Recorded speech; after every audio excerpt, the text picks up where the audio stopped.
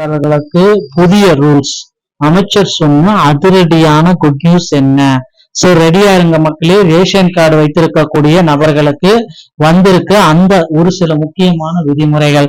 தமிழ்நாட்டில் உள்ள ரேஷன் அட்டைதாரர்கள் மேற்கொள்ள வேண்டிய மிக மிக முக்கியமான மாற்றங்கள் மற்றும் விதிமுறைகளை இந்த தகவல் விளக்கம். போலி குடும்ப அட்டைகளை ஒழிப்பதற்கும் தகுதியான ஏழை மக்களுக்கு அரசு சலுகைகள் சரியாக சேர்ந்தடைவதற்கும் KYC அப்டேட், ஆதார் இணைப்பு மற்றும் பயோமெட்ரிக் அனைத்துமே இதுல முக்கியம். சோ மேலும் பாத்தீங்கன்னா இந்த நடைமுறைகளை சரியாக பின்பற்றாதவர்கள் அட்டைகள் ரத்து செய்ய வாய்ப்புள்ளதோடு ரேஷன் பொருட்களும் வழங்கப்பட மாட்டாது என எச்சரிக்கப்பட்டுள்ளது. மேலும் விநியோகத்தில் ஊழலை தடுக்க அனைத்து கடைகளிலும் CCTV கேமராக்கள் பொருத்தப்படும் என்றும், ஒரே நாடு ஒரே ரேஷன் கார்டு திட்டத்தின் கீழ் மக்கள் எங்கு வேணுமானாலும் பொருட்களை பெற்றுக் கொள்ளலாம் என்றும் தெரிவிக்கப்பட்டுள்ளது.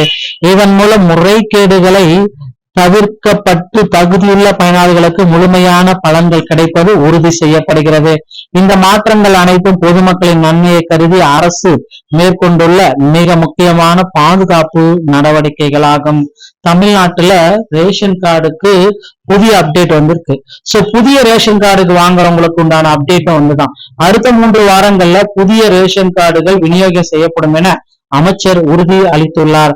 பல மாதங்களுக்கு பிறகு இப்பொழுது ரேஷன் கார்டு வழங்கப்பட்டு வருகிறது. ஒரு குறிப்பிடத்தக்க ஒரு விஷயம் அப்படின்றத குறிப்பிட்டு சொல்லிட்டாங்க. சோ அடுத்த 3 வாரங்கள்ல புதுதா ரேஷன் கார்டு அனைத்துமே வழங்கப்படும் அப்படின்ற ஒரு அப்டேட் நமக்கு வந்திருக்குங்க. சோ நிறைய பீப்புள்ஸ் பாத்தீங்கன்னா இப்ப ரெடியா இருக்காங்க ரேஷன் கார்டு அப்ளை பண்ணி எப்போ வரும்ட்டு. சோ ரேஷன் அட்டைதாரர்களுக்கு செய்ய வேண்டிய விதிமுறைகள், சில பல முக்கியமான விதிமுறைகள் இருக்கு. சோ இப்போ தற்பொழுதைய பிரச்சனைகள் அப்படின்னா 3 கோடி போலி அட்டைகள் நீக்கம். 2025ஆம் ஆண்டு வரை நடத்தப்பட்ட ஆய்வுல நாடு முழுவதும் கண்டறியப்பட்ட 23 கோடி சுமார் போலி அட்டைகள் எல்லாமே நீக்கப்பட்டிருக்கு. தகுதியற்ற நபர்களால் ஏற்படும் பாதிப்பு. 4 சக்கர வாகனங்கள் மற்றும் சொகுசு வாழ்க்கை வாழ்பவர்கள் தவறான வருமான விவரங்களை அளித்து சலுகைகளை பெறுவதால் ஏழை மக்கள் பாதிக்கப்பட்டுள்ளனர். ஒரே நபர் பல அட்டைகளை வைத்திருந்தாலும் இதுல பிரச்சனை.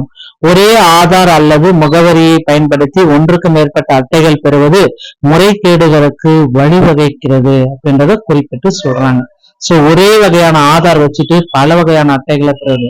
சோ இதுல கட்டாயமா நீங்க செய்ய வேண்டிய 3 முக்கியமான மாற்றங்கள். KYC அப்டேட் செய்தல் கட்டாயம். உங்கள் ரேஷன் அட்டையில் உள்ள தகவல்களை உறுதிப்படுத்த KYC செய்வது அவசியம். தவறினால் அட்டை ரத்து செய்யப்பட வாய்ப்புகள் அதிகம். ஆதார் மற்றும் மொபைல் எண் இணைப்பு. ரேஷன் கார்டுடன் உங்கள் ஆதார் எண்ணை பதிவு அல்லது எண்ணை இணைப்பதன் மூலம் தற்பொழுது ID ஸ்கேனர் மூலம் கட்டாயமாக்கப்பட்டுள்ளது. அப்போதுதான் பொருட்கள் தடையின்றி கிடைக்கும். பயோமெட்ரிக் மற்றும் கண்விழி சரிபார்ப்பும் இதுல நடைமுறையில கொண்டு வந்திருக்காங்க. புதிய மாற்றங்களும் நன்மைகளும். ஒரே நாடு ஒரே ரேஷன் கார்டு திட்டத்தின் கீழ் மக்கள் தமிழ்நாட்டில் எந்த மாவட்டத்தில் இருந்தாலும் தங்களுக்கு தேவையான ரேஷன் பொருட்களை வாங்கிக் கொள்ளலாம். ரேஷன் கடைகளில் CCTV கேமராக்கள். கடைகளில் விநியோகம் செய்வதில் நடக்கும் ஊழலை தடுக்க அனைத்து ரேஷன் கடைகளிலும் CCTV கேமராக்கள் பொருத்தப்பட உள்ளன. தகுதியானவர்களுக்கு முன்னுரிமை பொருட்கள். முறைகேடுகள் தவிர்க்கப்படுவதால் அரிசி, கோதுமை மற்றும் சர்க்கரை போன்ற தகுதியுள்ள ஏழை மக்களுக்கு முழு அளவில் தட்டுப்பாடின்றி பொருட்கள் கிடைக்க வழிவகை செய்கிறதுங்க. சோ தமிழகம் முழுவதுமே இந்த அப்டேட் பாத்தீங்கன்னா நடைமுறையில கொண்டு வந்திருக்காங்க. சோ கடந்த டிசம்பர் 16ஆம் தேதி முதல் புதிய ரேஷன் கார்டு வழங்கும் பணிகள் தற்காலிகமா நிறுத்தப்பட்டிருக்கு.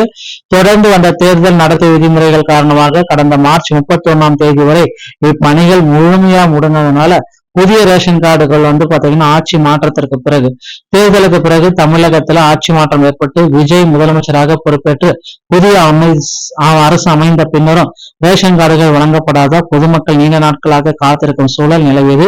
எனினும் ஆன்லைன் மூலம் தினமும் ஆயிரக்கணக்கானோர் தொடர்ந்து விண்ணப்பித்து வந்துள்ளனர். விரைவில் அவங்களுக்கு உண்டான புதிய ரேஷன் கார்டு கிடைக்கும் அப்படின்ட்டு அமைச்சர் அவர்கள் குறிப்பிட்டு சொல்லிட்டாரு.